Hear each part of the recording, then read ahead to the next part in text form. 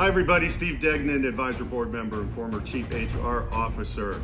I do these quick takes to share about 36 years of advising, coaching, and helping leaders. I hope they're helpful to you, but there's no charge if you don't like what I say. Today's quick take is the first in a three-part series on the role charisma plays in career advancement.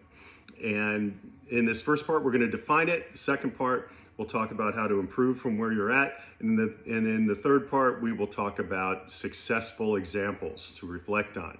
So let's dive in today and define this whole concept of charisma in your career.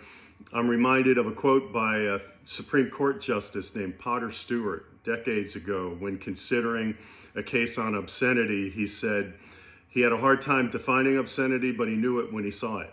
And I think charisma is a little bit like that for a lot of us too. Hard to define, but we know it when we see it.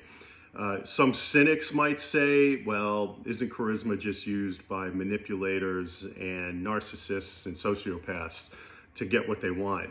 And I'd say that's partially true, but you look at the flip side of it. We can't say everybody with a little charisma is a narcissist or a maniac.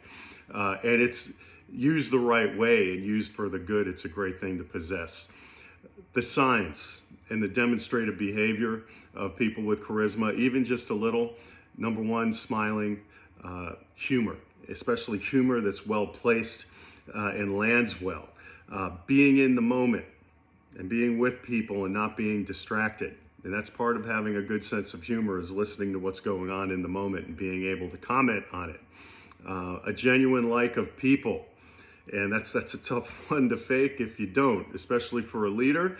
And I always counsel, try to find at least one thing you like about everyone you deal with, and it'll help you get along. And then on a more advanced basis, a lot of times people we view as having charisma are good public speakers, and they've practiced it.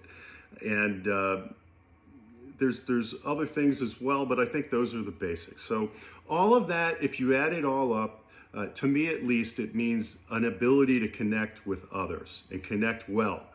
And it's definitely a career advantage and an accelerator. Take it from me, who's sat in on hundreds of decisions about careers and promotions and succession planning. Those who are able to connect and exhibit charisma, they do a little bit better than others. It's not the only thing, it's a thing. So there are plenty of other factors. This can just be an accelerator. Now, if this is the only thing that someone has, that gets revealed pretty quickly too. So it can't be the only thing that you focus on, because it could also be your downfall if you rely on it too much. But that's charisma in a nutshell. Next we'll do how to improve from where you are, and then finally the third part of this series will be giving some great examples of it. Thanks for tuning in today, and I look forward to the next segment with you.